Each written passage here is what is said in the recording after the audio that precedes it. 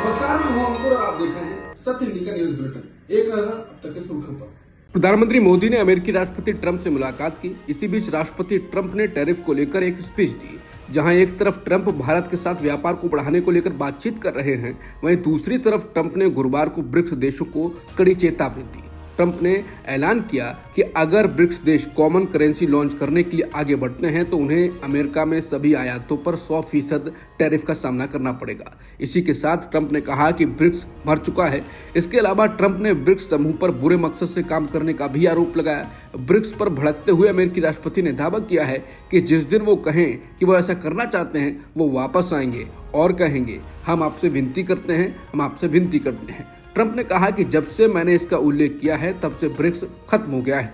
बता दें कि ब्रिक्स देशों में भारत के अलावा ब्राजील, चीन, इजिप्ट, रूस, इंडोनेशिया, ईरान, दक्षिण कोरिया और संयुक्त अरब अमीरात हैं। ये देश एक ऐसी करेंसी व्यवस्था पर काम कर रहे हैं जिससे इनके लिए कारोबार करना आसान हो। हालांकि ट्रंप लगातार धमका रहे हैं। अमेरिकी राष्ट्रपति ट्रंप ने भारत समेत सभी देशों पर जैसे को तैसा टैरिफ यानी रेसिप्रोकल टैरिफ लगाने का ऐलान किया है। रेसिप्रोकल टैरिफ यानी जो देश अमेरिकी सामान पर जितना टैरिफ लगाएगा, अमेरिका भी उस देश के सामान पर उतना ही टैरिफ लगाएगा। रॉयटर्स की रिपोर्ट के मुताबिक उन्होंने इससे जुड़े नए टैरिफ पॉलिसी पर गुरुवार रात दस्तखत किए। ट्रंप ने प्रेस ब्रीफिंग में भारत पर बहुत ज्यादा टैरिफ लगाने का आरोप लगाया। उन्होंने कहा कि मुझे याद है कि जब हार्ले डेविडसन भारत में अपनी मोटर बाइक नहीं बेच पा रही थी क्योंकि भारत में टैक्स बहुत ज्यादा था, टैरिफ बहुत ज्यादा था और हार्ले को मैन्युफैक्चरिंग बंद करने के लिए मजबूर होना पड़ा। मुझे लगता है कि टैरिफ से बचने के लिए उन्हें भारत में एक फैक्ट्री लगानी पड़ी। हम भी ऐसा ही कर सकते हैं। टैरिफ से बचने के लिए वो हमारे यहाँ फैक्ट्री या प्लांट लगा सकते हैं। जिसके बाद बीजेपी के नेता सुब्रमण्यम स्वामी ने एक ट्वीट को रीट्वीट किया है, जिसमें कहा गया है कि भारत में सत्ता में बैठे किसी ने भी ट्रंप को ये सिखाने की कोशिश नहीं की कि 1.4 अरब आबादी वाले देश के साथ कैसे व्यवहार किया जाए। प्रधानमंत्री मोदी के अमेरिकी दौरे में दोनों देशों के बीच एक अहम समझौता हुआ है, जिससे भारत और रूस दोनों को बड़ा झटका लग सकता है। अमेरिकी राष्ट्रपति ट्रंप ने व्हाइट हाउस में पीएम मोदी से द्विपक्षीय मुलाकात के बाद शुक्रवार को कहा कि दोनों देश समझौते के तहत इस बात पर सहमत हुए हैं कि भारत अमेरिका से और अधिक तेल और गैस खरीदेगा। राष्ट्रपति ट्रंप ने कहा कि यह समझौता अमेरिका को भारत का शीर्ष तेल और गैस आपूर्तिकर्ता बना देगा। उनका कहना है कि समझौते से दोनों देशों के बीच का व्यापार घाटा कम होगा।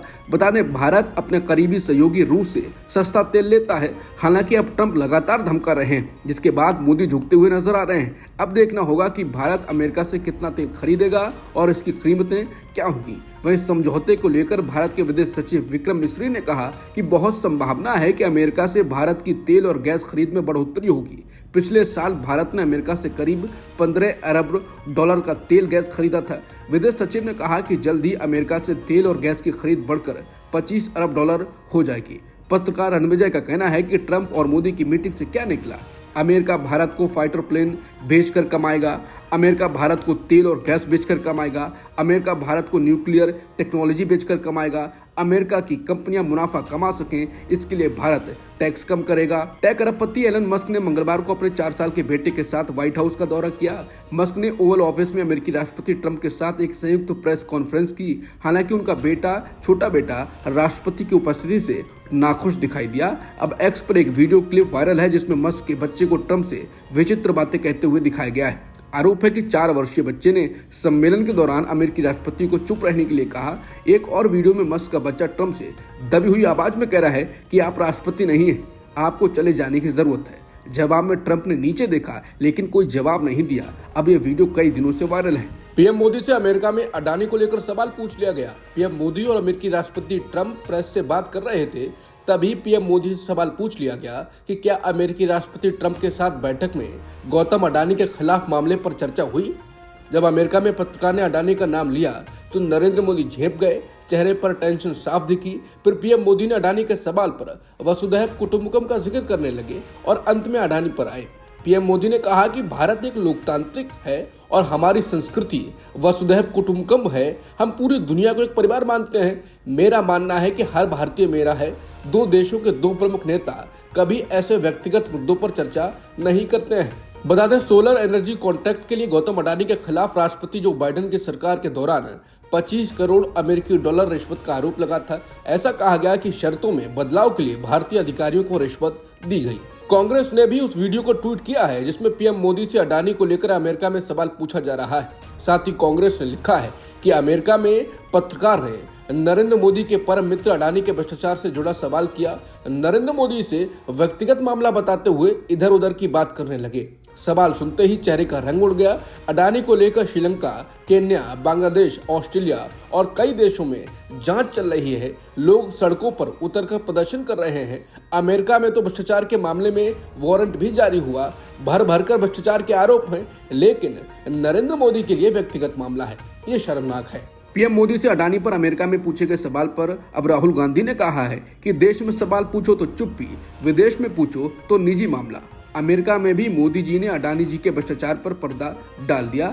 जब मित्र का जेब भरना मोदी जी के लिए राष्ट्र निर्माण है, तब रिश्वतखोरी और देश की संपत्ति को लूटना व्यक्तिगत मामला बन जाता है। टीएमसी सांसद साकेत गोखले ने पीएम मोदी का वीडियो ट्वीट किया है जिसमें अडानी को लेकर सवाल पूछा जा रहा है। अधिकतर विपक्षी नेता इसको ट्वीट कर रहे हैं और कमेंट कर रहे हैं। साकेत गोखले ने कहा कि अंत में पीएम मोदी को अमेरिका में प्रेस कॉन्फ्रेंस करने के लिए मजबूर किया गया, कुछ ऐसा जो उन्होंने 11 वर्षों में भारत में नहीं किया है। यही कारण है कि वो भारत में कभी भी प्रेस के सवालों का जवाब नहीं देते हैं। यही कारण है कि भारत में उनके इंटरव्यू पूरी तरह से स्क्रिप्टेड होते हैं। वीडियो को दिखाते हुए लिखा है वो बहुत क्रोधित हैं और व्याकुल हैं। अवैध अप्रवास के मुद्दे पर प्रधानमंत्री मोदी ने कहा कि जो लोग अवैध रूप से दूसरे देशों में रहते हैं उन्हें वहां रहने का कोई कानूनी अधिकार नहीं है। जहां तक भारत और अमेरिका का सवाल है, हमने हमेशा कहा है कि जो लोग सत्यापित हैं और वास्तव में भारत के नागरिक हैं, अगर वो अवैध रूप से अमेरिका में रहते हैं तो भारत उन्हें वापस लेने के लिए तैयार है। लेकिन ये हमारे लिए यहीं तक सीमित नहीं है। पीएम मोदी ने कहा कि ये सामान्य परिवार के लोग हैं, उन्हें बड़े बड़े सपने दिखाए जाते हैं और उनमें से ज्यादातर ऐसे होते हैं जिन्हें गुमराह करके यहाँ लाया जाता है। इसलिए हमें मानव तस्करी की इस पूरी व्यवस्था पर हमला करना चाहिए। अमेरिका और भारत को मिलकर इस तरह के इकोसिस्टम को जड़ से खत्म करने का प्रयास करना चाहिए ताकि मानव तस्करी खत्म हो जाए। हमारी बड़ी लड़ाई उस पूरे इकोसिस्टम के खिलाफ है और हमें विश्वास है कि राष्ट्रपति ट्रंप इस इकोसिस्टम को खत्म करने में भारत का पूरा सहयोग करेंगे। प्रधानमंत्री मोदी और अमेरिकी राष्ट्रपति ट्रंप की द्विपक्षीय बैठक पूरी हो चुकी है। इस बैठक के दौरान कई अहम मुद्दों पर बातचीत हुई। कई क्षेत्रों में सहयोग बढ़ाने पर भी जोर दिया गया। रक्षा के क्षेत्र में भारत और अमेरिका के बीच में एक बड़ी डील हुई है। इस डील के तहत अमेरिका भारत को F-35 स्टेल्थ फाइटर जेट उपलब्ध कराने वाला है। राष्ट्रपति ट्रंप ने इसे लेकर कहा कि इस साल ही अब भारत के साथ अपनी मिलिट्री सेल्स को काफी ज्यादा बढ़ाने जा रहे हैं। इसके ऊपर अब भारत को F-35 स्टेल्थ फाइटर जेट देंगे।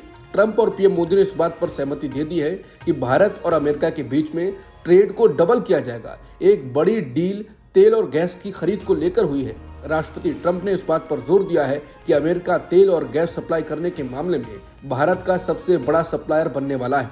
ट्रंप और मोदी के बीच में एक बड़ा ऐलान 2 नए दूतावास खोलने को लेकर भी हुआ है।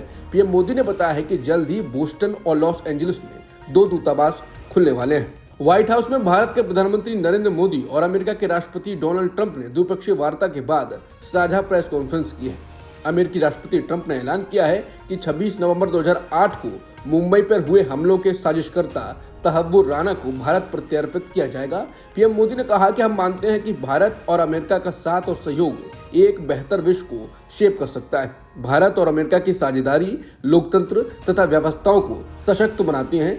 हिंद प्रशांत में शांति, स्थिरता और समृद्धि को बढ़ाने के लिए हम मिलकर काम करेंगे। पीएम मोदी ने कहा कि दोनों देशों ने साल 2030 तक अपना द्विपक्षीय व्यापार दोगुना करने का लक्ष्य रखा है। उन्होंने कहा कि आतंकवाद के खिलाफ लड़ाई में भारत और अमेरिका दृढ़ता से साथ खड़े रहे। ट्रंप ने कहा कि भारत के साथ अमेरिकी व्यापार घाटा लगभग $100 बिलियन का है। उन्होंने कहा कि मैं और पीएम मोदी आपसी व्यापार को मजबूत करने और इसे अमेरिकियों के लिए और अधिक निष्पक्ष बनाने के लिए बातचीत शुरू करेंगे। प्रधानमंत्री मोदी ने अमेरिकी राष्ट्रपति ट्रंप के साथ प्रेस कॉन्फ्रेंस के दौरान रूस और यूक्रेन के बीच चल रही जंग का भी जिक्र किया।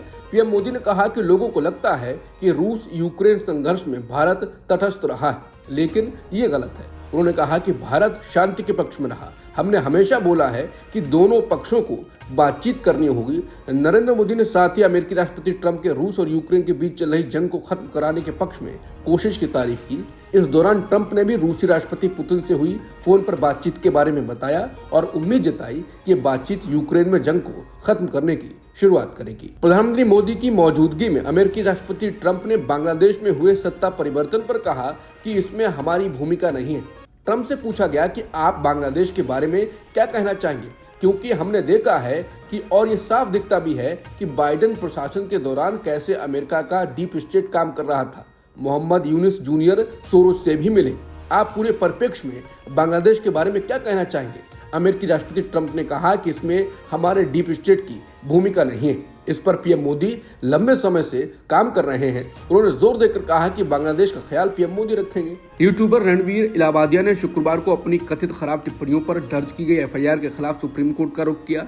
सीजेआई संजीव खन्ना और जस्टिस संजय कुमार की बेंच ने पेश वकील अभिनव चंद्रचूड़ की दलीलों पर ध्यान दिया और कहा कि याचिका 2-3 दिनों में सूचीबद्ध की जाएगी। वकील ने इस आधार पर तत्काल सुनवाई की मांग की कि इलाहाबादिया को आज असम पुलिस ने तलब किया है। बता दें, कॉमेडियन समय रैना के YouTube show India's got latent में माता पिता और सेक्स पर इलाहाबादिया की टिप्पणी ने विवाद पैदा कर दिया है और देश के अलग अलग हिस्सों में उनके और अन्य के खिलाफ कई एफआईआर दर्ज की गई हैं। प्रधानमंत्री मोदी अमेरिका से दिल्ली के लिए रवाना हो चुके हैं।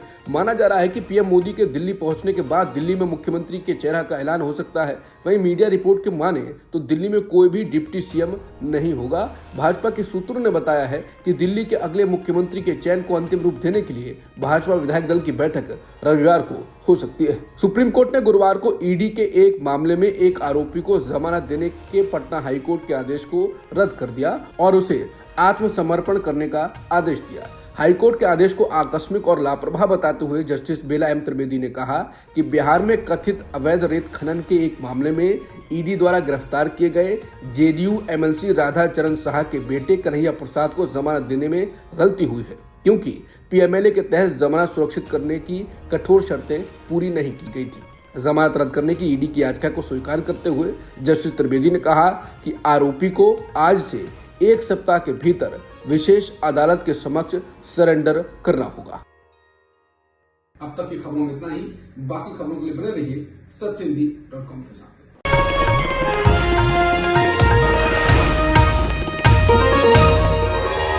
Copyright disclaimer under Section 107 of the Copyright Act 1976. Allowance is made for fair use for purposes such as criticism, comment, news reporting, scholarship, and research.